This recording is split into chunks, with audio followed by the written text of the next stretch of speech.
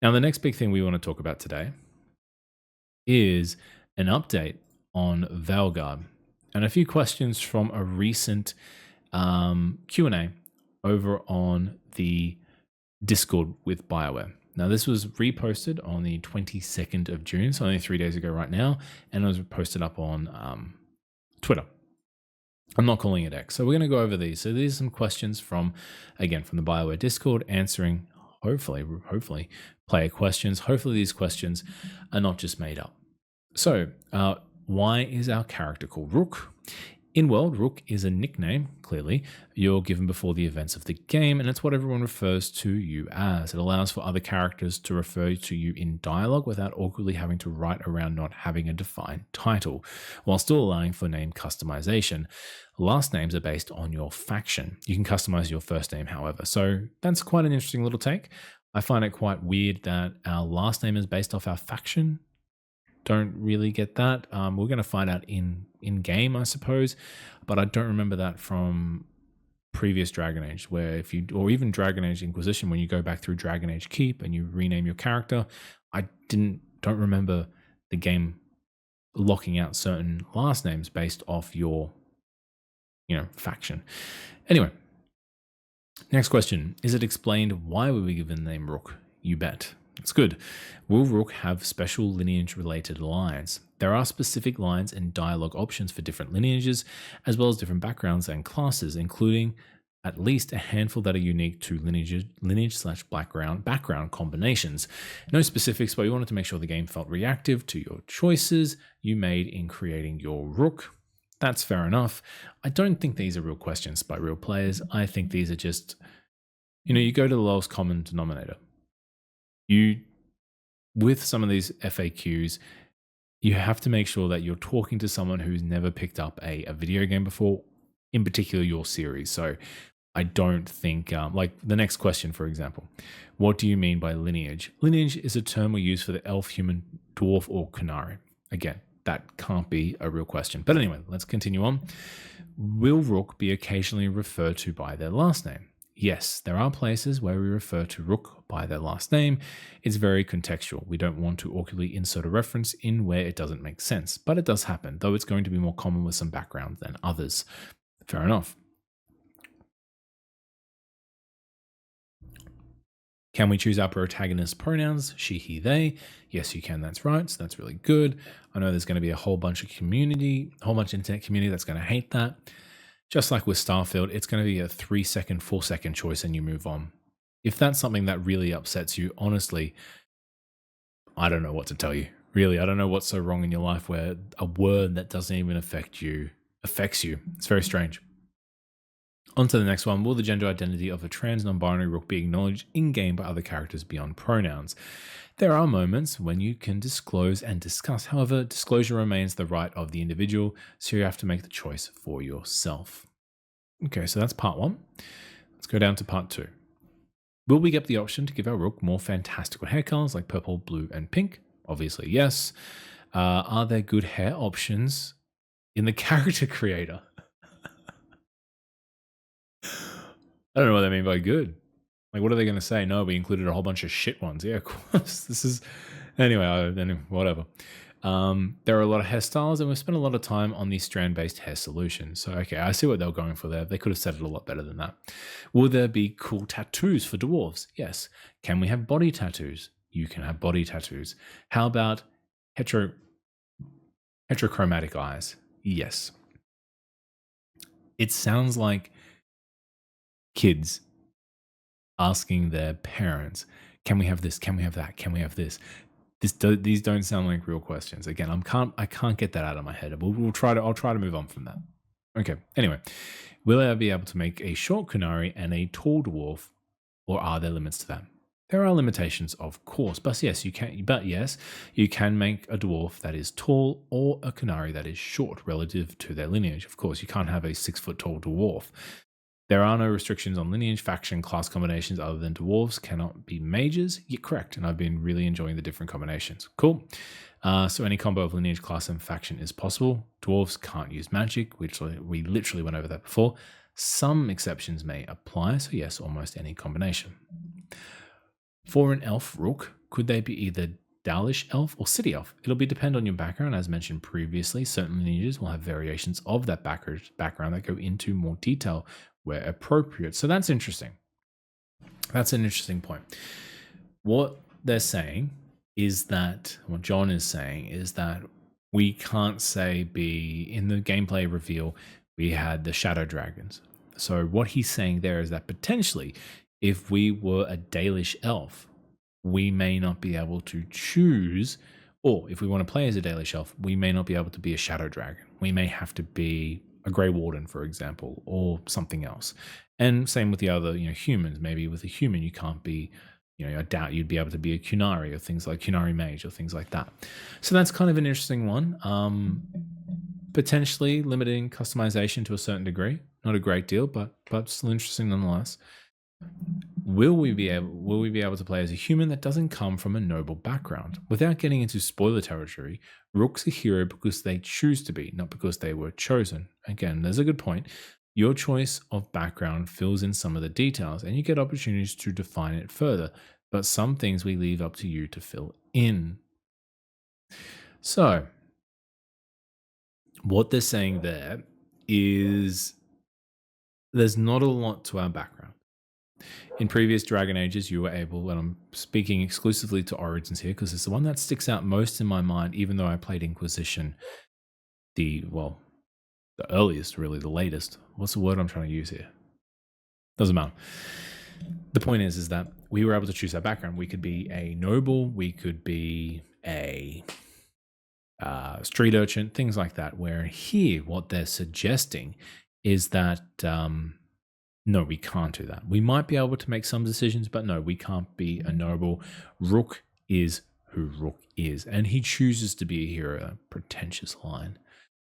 All right, moving on. I think there are 4 parts, so we're going to move on to part 3. What year does Dragon Age: The Veilguard take place? A small point. I hate the title, not Veilguard, the Veilguard. It should just be Dragon Age Veilguard. It rolls off the tongue so much nicer. Anyway, 9 to 10 years from Dragon Age Inquisition and about 8 years from Trespasser. I remember Trespasser. Will Dragon Age: The Veilguard fill us in on the events and information of the books and comics that are relevant to the game? When relevant to the story, the right amount of information is given. There are also some references. If you want to go deep, I'd pick up the books and comics. They are wonderful.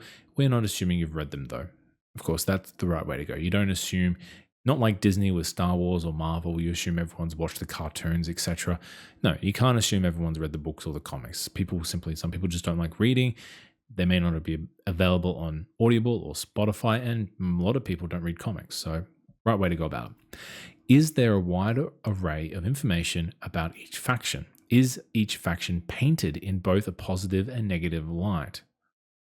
Weird question. Every faction is ultimately made up of people, some good, some bad, and some trying and failing to do their best. So it's fair to say that different people in the world might have a different perspective on how the various factions fit in and what they're trying to do. Yep, makes sense. Absolutely makes sense.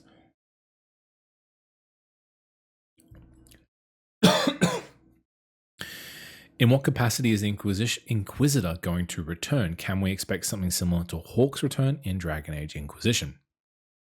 This one you'll have to wait and see, as this is well into serious spoiler territory. But more generally, as I said in the Q&A, the Inquisitor's been part of the story all along, and it would be very strange for them to suddenly fall out of it. Will we see characters from previous games? Yes, you'll definitely be seeing familiar faces. Will we meet Mavis Tilani in the game? Lots of great cameos in the game, but I'm not going to spoil anything. You have to play to see who's going to show up for yourself. There's definitely going to be everyone's fan favorite, Morrigan, if I'm remembering that correctly.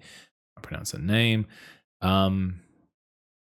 Okay, so that was Rook and Character Creator Part 1 and 2. So we're into the story. I am wondering in what capacity Hawk is going to show up. So no spoilers here because I'm about to play Inquisition after this. However, in Inquisition, Hawk sacrifices himself for the greater good, for the people, with a quote, when you're staring into the abyss, jump. So that's very interesting. The Grey Warden from Dragon Age Origins was hinted about how he was wandering around. He didn't make an appearance, or she didn't make an appearance in Inquisition, but your son, your child from with Morrigan is there as well. So that's also very interesting. We will see. We'll see how that plays out in the Veilguard. Part 2 with that story. Will we have the character? Will we have to create our Inquisitor from scratch, or will the appearance transfer over somehow? It's unfortunately been a long time. There's not really a good way for us to be able to do this. So as part of Character Creator, you can recreate your Inquisitor character appearance. Will there be Inquisition themed gear? As a faction, the Inquisition doesn't really feature prominently in the story. Your appearance options are more reflective of the factions and styles you will encounter in Dragon Age the Veilguard. Now, that does make sense. Really, that does make a lot of sense, simply because fundamentally, as an Inquisition, once your job is done, you should more or less dissolve. You shouldn't continue on as an Inquisition if the reason for the group forming has been defeated, the villain of Inquisition. So, yeah, makes a lot of sense. Does Solus have the same voice actor from Dragon Age Inquisition? Yes. Does Solus have the type of tea? Does Solus have a type of tea? He doesn't mind as much as others? Or are all of them equally detestable? What? Who asked these questions? Orange Zinger. Companions.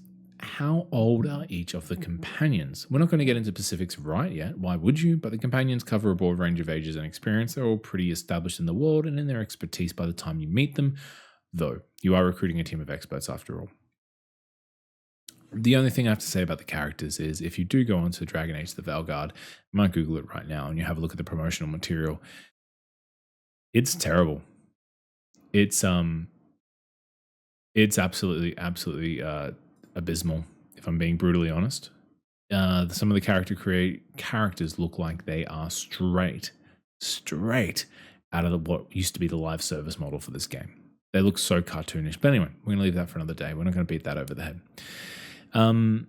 Marketing and release date. Is the exact release date still undecided or just not revealed yet?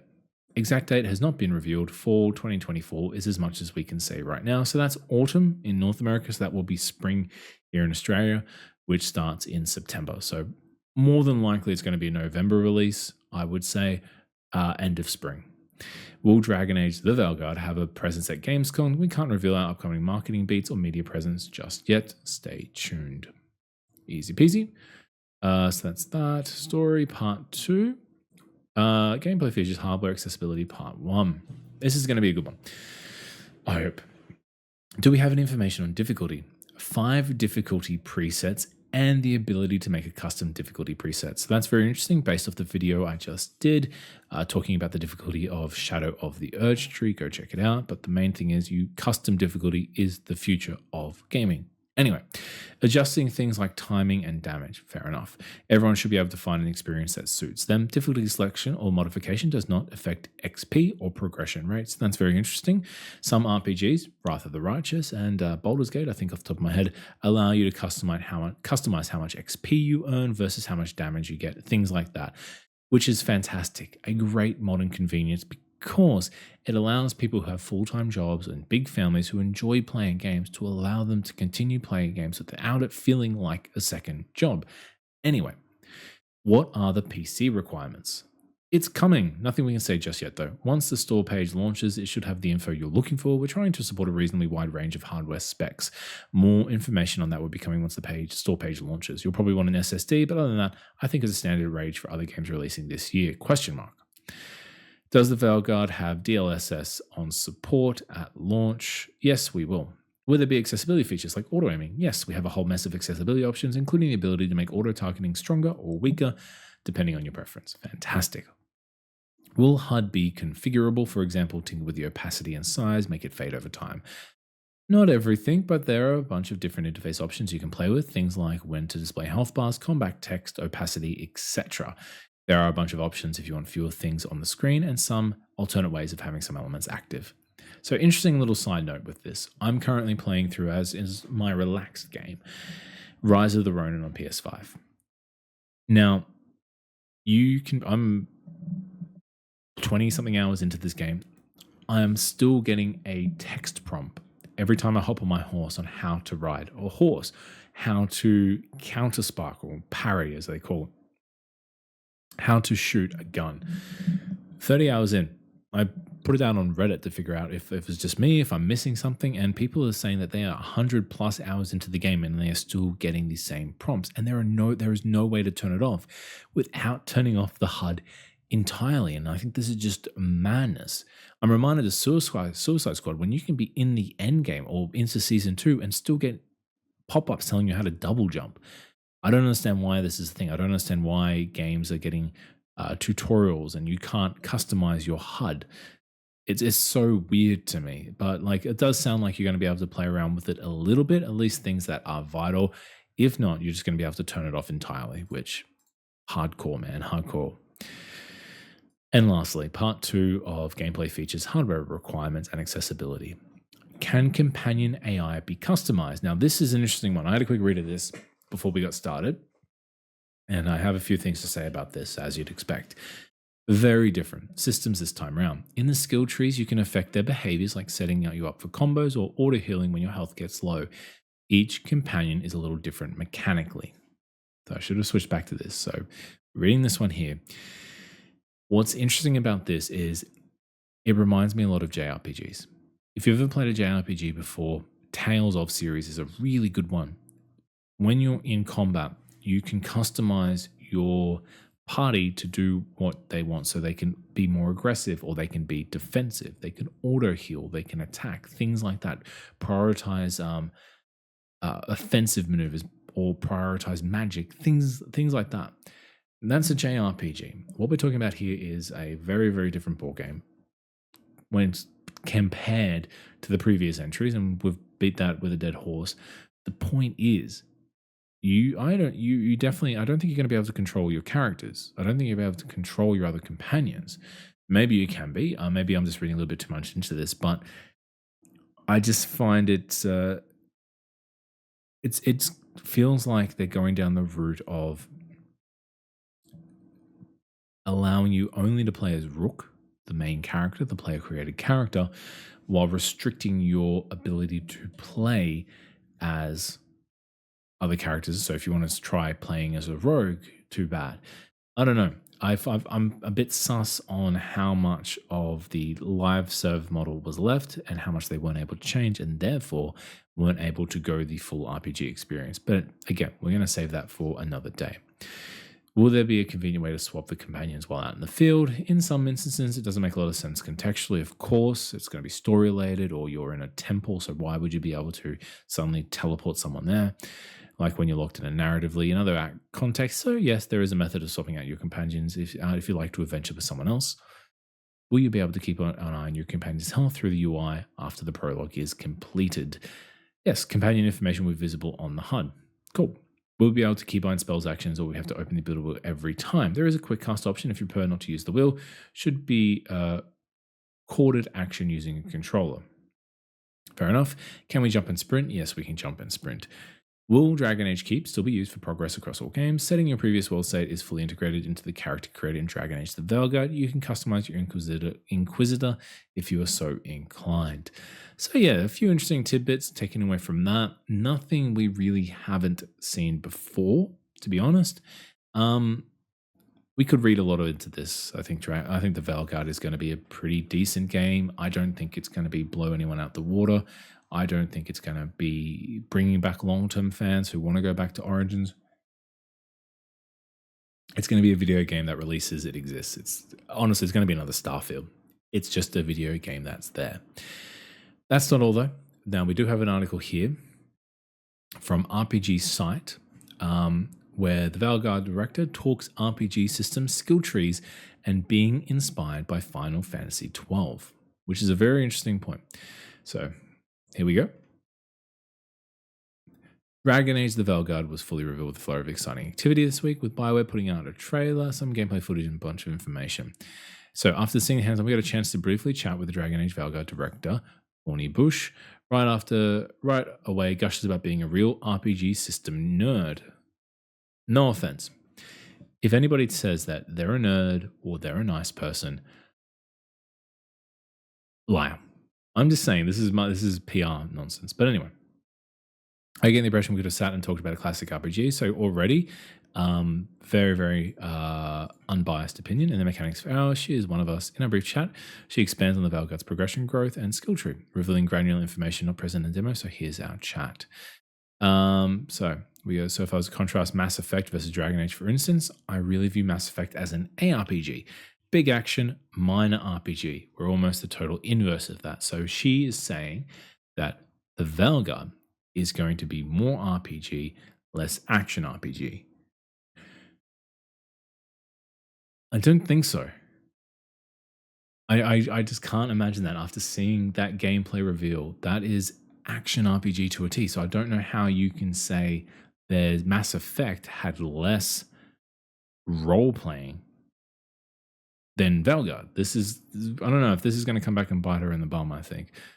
So a few missions in, you unlock a skill tree right away. That's good. Every level up, you get skill points, of course. The skill tree is absolutely enormous and it is bespoke to your class. So when we talk about specializations, we know that skill trees can be overwhelming. Yep.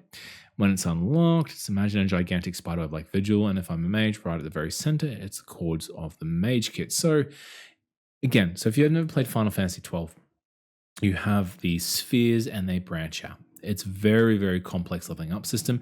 Eventually, you can actually spread out into other spheres. So if you wanted to play, and I'm going to assume in Veilguard it would be like this, if suddenly you had a character who was more magic focused and suddenly you started giving them more armor, they'd become more of a tankier build so they could take more damage, things like that. Which is really cool. I actually think that's going to be a really neat little feature. So if you start life as a mage, again, we're seeing very cartoony, half their head is missing, which is quite strange, actually. I don't know if that's intended. So yeah, you can start life as a mage and eventually your skill tree will branch out and it would be, I'm assuming it's going to be connected to one of the, like a warrior, maybe a tanky build. So you can play as like a battle mage or a spell sword, something like that. I'm not really going to go over this. I think the main point I wanted to go over was the skill tree. It's a very in-depth review. One last thing is this image here and also the level cap of 50. So one of my frustrations with the games, they have similar skill tree systems. Getting up to the specialization might take you absolutely all your skill points, then you have nothing else. You get into your specialization about mid-game and then you can really branch out. So that's really good. And a level cap of 50 is very, very generous. So this is a really interesting image to look at. This is the art direction that we're going with in Dragon Age Veilguard. You can see why people really gave it shit. And I really think it's a regression from Inquisition. And when we get into Inquisition a little bit, I am going to be playing that very shortly. You can see why. And you're going to see why. Another very important thing to note here is that Varric is not here. So unless these are all the new characters, except Harding's over there, so it's not just the new characters, but Varric is missing in the picture. So that's a very interesting one. All these characters here, there's only 2 I recognize. I do not recognize any of the other ones. So we're going to see. And look, I think I'll leave it there for the article. It really is just going around the skill tree nonsense, but interesting that they're taking inspiration from Final Fantasy 12, which I think was a good way. I think that had a really good skill tree. It was very in depth. It was a little overwhelming, not as bad as Path of Exile, but if you weren't used to skill trees that sort of interconnected and that branched out like that, you would be very, very overwhelmed. So I completely understand where they're coming from. Based on the information we have now, the Q&A, this article here, Veilguard is taking a little bit more of a shape.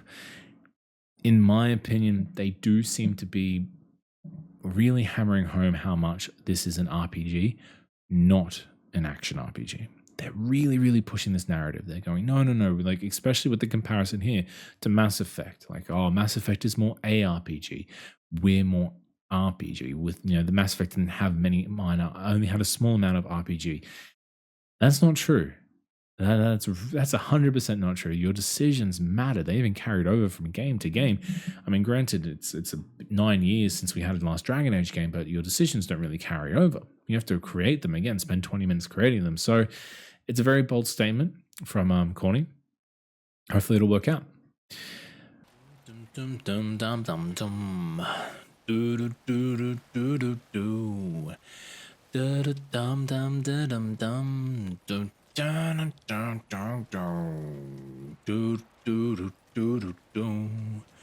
Do do do do do do do do dum dum dum dum da dum dum do do do do do do do dum dum dum dum dum dum dum do do do do do do do da da dum dum da dum dum.